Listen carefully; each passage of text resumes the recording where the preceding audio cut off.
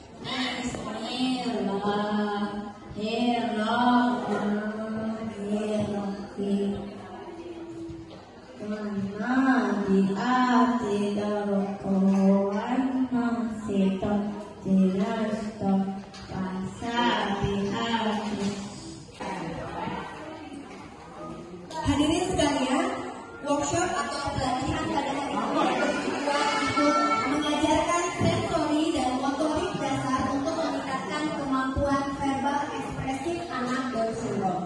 Jadi nanti kita akan tahu apa itu sensori, apa itu motorik. Nanti kita akan mendapatkan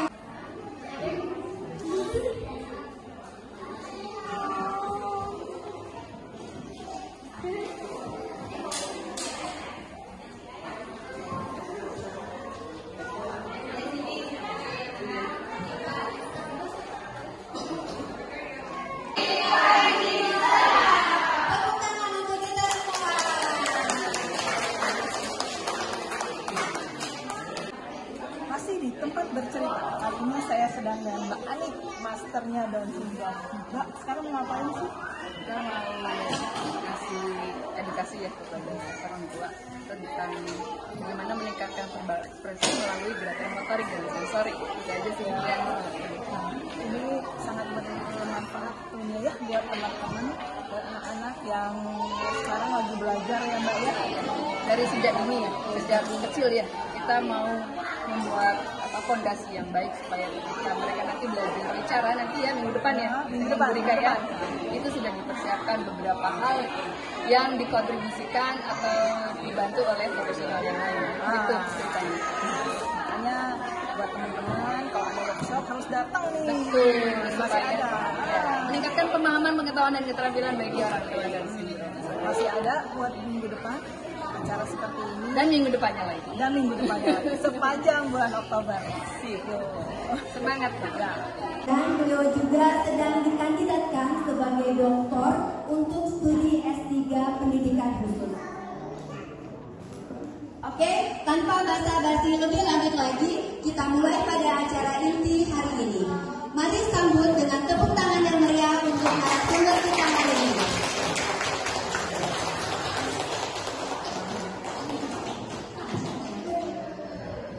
Kepada Ibu Anik, saya persilakan.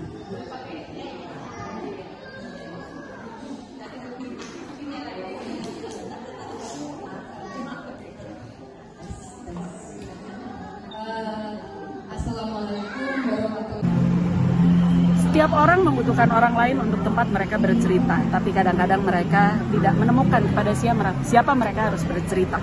Jadi untuk teman-teman tempat bercerita yang ingin berbagi pengalaman atau berdiskusi tentang apapun seputar disabilitas, bisa datang ke tempat ini, tempat bercerita BDG. Tapi sebelumnya subscribe dulu YouTube kami, tempat bercerita BDG. Jangan lupa juga subscribe ya sebelumnya. Untuk sahabat yang belum subscribe juga mau like, mau komen boleh. Dan jangan lupa nyalain loncengnya supaya ada notif setiap kali kami tayang seminggu sekali. Lalu follow juga Instagram di tempatbercerita.bdg. Pakai dot ya, juga boleh DM ya kalau pengen diskusi. 081320350013. Itu mah bukan DM, itu mah WA. Oh iya, ya nggak apa-apa itu ya. Takut keburu lupa. Nomornya. Itu yang tadi nomor WA. Kalau mau fast respon ya, siapa tahu lah kita bisa jawab. Kalau ada yang mau tanya-tanya, bisa juga DM ke IG yang tadi. Nah, kali ini kita masih di bulan Oktober, adalah bulan Peduli Down Syndrome. Bulan Peduli Down Syndrome atau Down Syndrome Awareness Month. Yang tayangan kali ini adalah di bulan ini adalah menayangkan tentang kegiatan seputar anak-anak Down Syndrome. Minggu lalu ada apa nih? Minggu lalu itu adalah workshop kolase batik ya, dengan Rumah Batik Wijaya. Oh iya, terima kasih Mbak Ratri. Seru juga ya waktu itu. Nah, yang hari ini itu ada apa? Hari ini ada workshop juga dengan fisioterapis, master fisioterapis nih buat anak-anak Down Syndrome, Mbak Ani, ya, fisioterapis tersayang. Itu pesertanya ada berapa ya? Pesertanya memang kita batasin sih ya, karena kalau nggak dibatasin udah berubah. Dan kasihan Mbak Ani. Dan kita memang bikin supaya acaranya intimate ya, nggak terlalu banyak orang, tapi pesannya tersampaikan. Tapi sayangnya saya nggak bisa ikut karena harus pergi ke tempat lain. Jadi setelah ini kita mau sarapan dulu, lalu Rina ke sana dan saya pergi ke tempat lain. Jadi selanjutnya nanti dengan Ibu Rina. Jangan kemana-mana, tempat bercerita BDG. Apakah semua dalam keadaan sehat? Semangat? Halo Bapak Ibu, semangat, coba angkat tangan kirinya. Ini termasuk salah satu screening persepsi Anda tentang kanan dan kiri. Coba sekarang yang satunya. Jika Bapak dan Ibu bersemangat, angkat tangan. Ketiga ini adalah Ibu Rita Setia dari Rumah Sakit Islam. Selanjutnya ini ada satu bapak-bapak. Namanya Bapak Edo.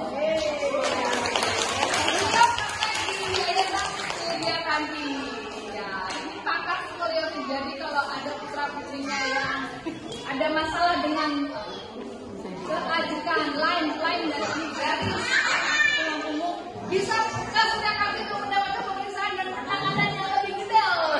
Tepuk tangan Bapak Ibu. Ada putri. Barangkali di sini ada yang terapi biasa berarti. Dia sudah sangat senior.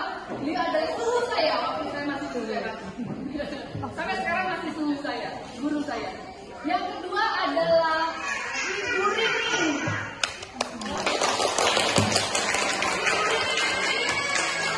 Di klinik Risantia. Jadi beliau itu juga SPD dan fisioterapi. Mohon izin, fisio yang akan saya sebut sendiri ya. Aduh, Bapak Ibu sekalian. Mohon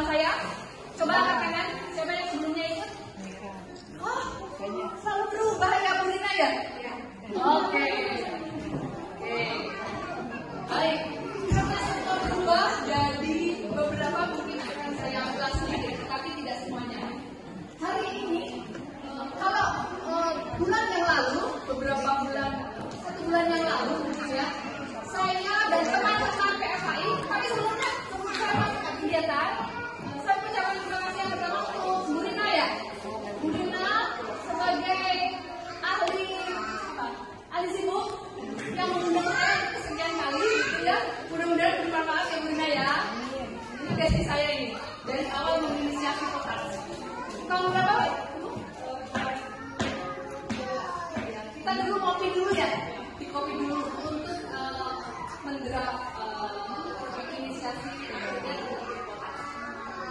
Saya ingin memperkenalkan tim saya, fisioterapi anak dan mahasiswa kurangi nilainya.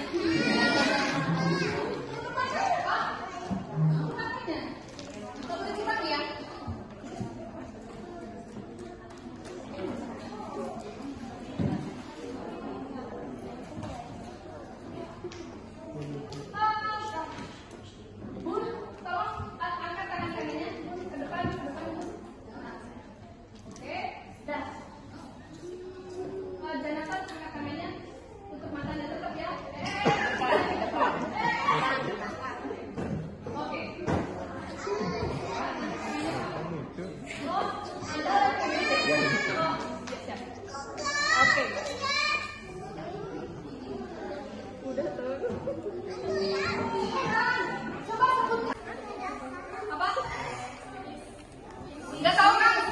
Tuh ada yang kuis, ada yang apa? Karena kan nggak sering, mungkin nggak sering dengar dengan ini. Coba ketika tadi saya nyebutin apa? Goes. Nah, meskipun ketika Bapak Ibu tadi melihat, bisa nyebutin kan, bisa nembak, tapi tebakannya pasti karena kosakata itu sering didengar, kosakata itu sering dilihat, dan kosakata itu sering diucapkan. Kalau tidak sering didengar, kalau tidak sering dilihat, dan tidak familiar, maka kesulitan untuk menebak. Nah, itu kunci. Nah, karena ini edukasi untuk orang tua, saya tidak akan mengajarkan yang ribet dan rumit. Ada slide yang rumit, tapi tidak akan saya jelaskan rumit slide-nya. Jadi saya akan menggunakan bahasa orang tua. Ini slide tentang sensorik. Jadi mencapai verbal ekspresif. Verbal ekspresif itu adalah bicara, Bapak Ibu. Bicara ya, verbal ekspresif. Kok bisa sih beberapa anak mahir di bicara?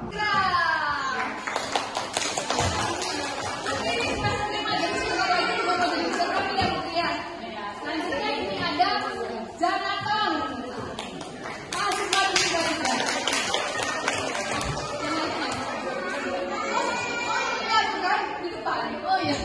Yang selanjutnya adalah Ibu Murni. Ibu Murni dari Rumah Sakit Jati Baru. Selanjutnya ada Ibu Anissa. Anissa juga dari Rumah Jati. Kemudian ini ada Asli, mahasiswa dari Uskira. Tandanya apa? Oh, bukan matanya. Apa tadi? Botol minum. Kecil apa besar? Oh, bisa tahu kecil? Dipegang. Bukan karena tadi sudah sempat kesana melihat ada botol kecil. Oh, tidak tahu. Oh, baik. Sekali lagi ya, tutup mata. Tutup mata, tapi jangan tidur. Makan. Sekali lagi. Sudah ya? Tunggu dulu, jangan buka. Kamu juga nggak tahu ini apa.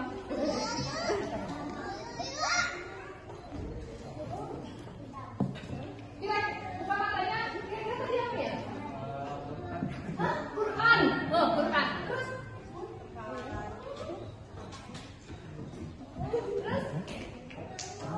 Hapus. Ya, yang tempat kacamata tadi denger ya? Oh enggak. Tahu tempat kacamata? Oh, jauh nggak? Oh, kamu sama tulis. Ini kalian jauh nggak? Ada nggak?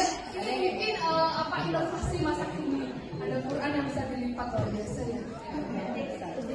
Oh iya, oh iya, ada Quran.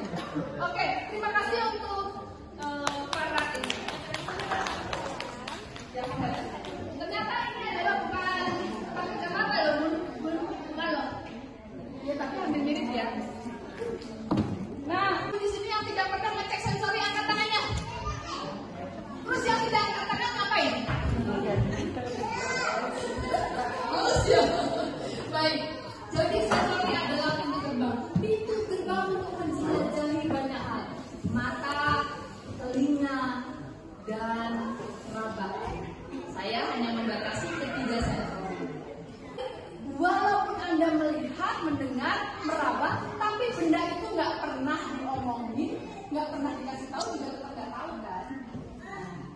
Anda tahu tapi matanya ditutup, telinganya tidak mendengar, juga masih kesulitan kalau bendanya tidak mudah dikenali. Apalagi yang kalau ditutup. Nah, itu disimpan lagi. Jadi Bapak Ibu, saya ingin menjelaskan bahwa sensori itu adalah pintu gerbang untuk menjelajahi banyak hal. Itu kunci. Saya mau tanyakan. Jadi sensori adalah pintu gerbang untuk menjelajahi banyak hal. Ya. Nah sekarang Bapak Ibu sekalian dibikin ngeh dengan sensori. Coba sekarang tutup matanya untuk merespon apa yang tadi disampaikan oleh sensori. Nah, saya mau kasih tahu kepada Bapak Ibu di sini pakai demo lagi. Kalau motoriknya tidak bergerak dengan baik, bagaimana kemampuan verbal ekspresifnya? Di situ saja. Saya mau untuk matanya dulu.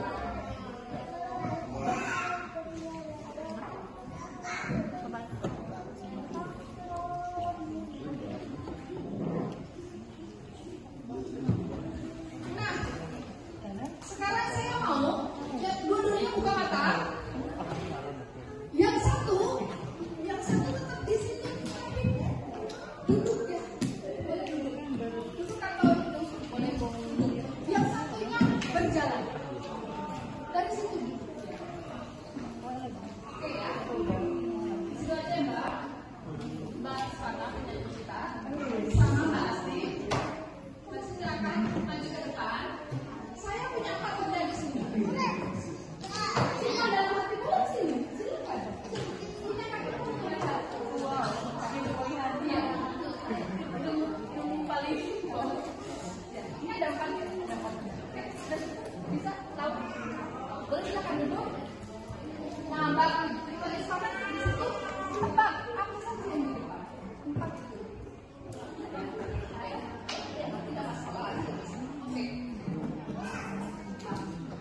Sekarang dia di situ, tempat di situ. Iya, hujan. Mungkin ya. Ya, kalau yang berat jelas itu ada botol minum, terus ada solatif, yang duanya ada pulpen, ada mikrofon. Oke. Mungkin. Ya. Ada kata Mbak Iswana, ada botol minum, ada selotip, ada spidol, dan ada mikrofon. Nah, sekarang Mbak Asti ya. Jadi apa saja?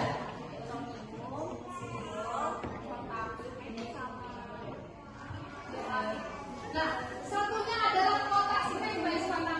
Kenapa Anda salah? Nggak lihat. Ya, nggak lihat ya. Mbak Iswana nggak melihat salah satunya. Tahu ya? Oke, terima kasih ya. Nah, apa yang ingin saya bagikan? Verbal atau kosakata akan dimiliki oleh anak Anda sejauh daya jelajahnya. Daya jelajahnya itu adalah kemampuan motorik.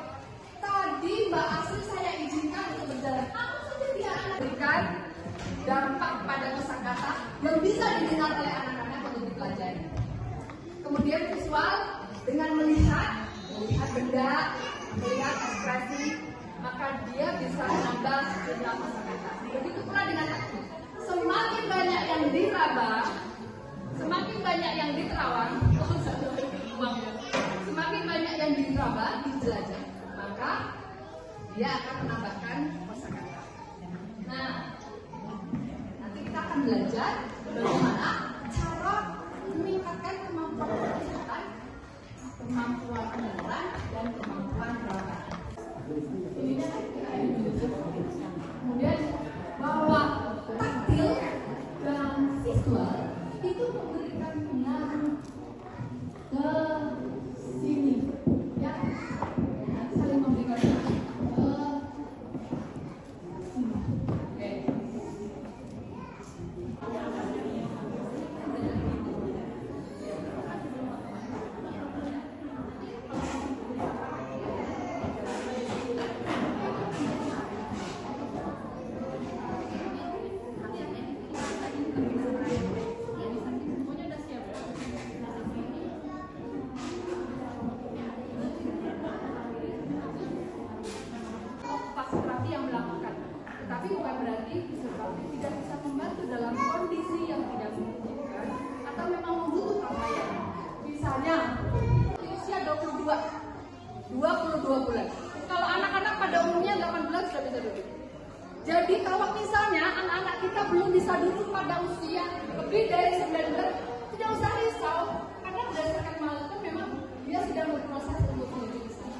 Tetapi Bapak Ibu sekalian, kalau mendapatkan handle atau layanan terapi, barangkali akan lebih cepat.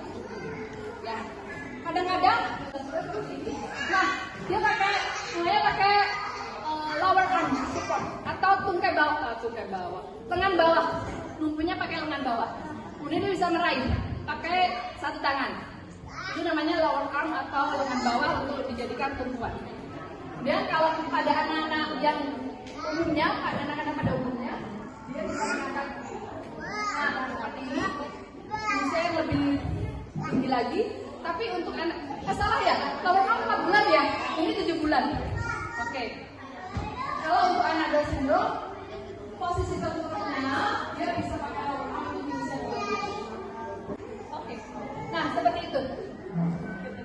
Itu di usia 8 bulan. Kemudian di usia ini adalah di usia 12, dia bisa angkat kepala. Angkat kepala aja. Ya, oke. Bisa angkat kepala seperti itu. Itu di usia 12. Nanti boleh ya dilihat lagi ya. Bisa pakai kakinya. Ya, seperti ini. Agak sedikit masuk ke dalam. Ya, kakinya nggak ditekuk kasih lebih. Makanya seperti ya. Bukan tidak biasa. Oke, seperti itu Ibu-ibu. Usia 6 bulan. Usia 6 bulan. Kalau anak-anak pada umumnya 3 bulan. Jadi nanti dicek ya. Oke, boleh turun? Capek ya? Nah, kalau anak-anak pada bayi itu bisa cukup lama tidak masalah. Kalau Bapak Ibu ingin mempraktekkan silahkan. Pasti capek dalam waktu 2 menit. Bapak Ibu sekalian, itu adalah usia 6 bulan. 6 bulan ini berdasarkan jurnal di luar. Tapi di Indonesia barangkali tidak 6 bulan. Lebih dari 6 bulan baru tercapai. Karena apa? Edukasi terhadap orang tua kurang. Kalau di luar negeri sudah sangat-sangat concern. Jadi juga jangan kemudian menggunakan instrumen dari luar negeri untuk diimplementasikan pada anak-anak. Nanti stres sendiri, ya. Ini berdasarkan jurnal. Ini di usia 6 bulan, posisi terlentang harusnya sudah bisa begini ya Ibu, Bapak Ibu. Tidur terlentang,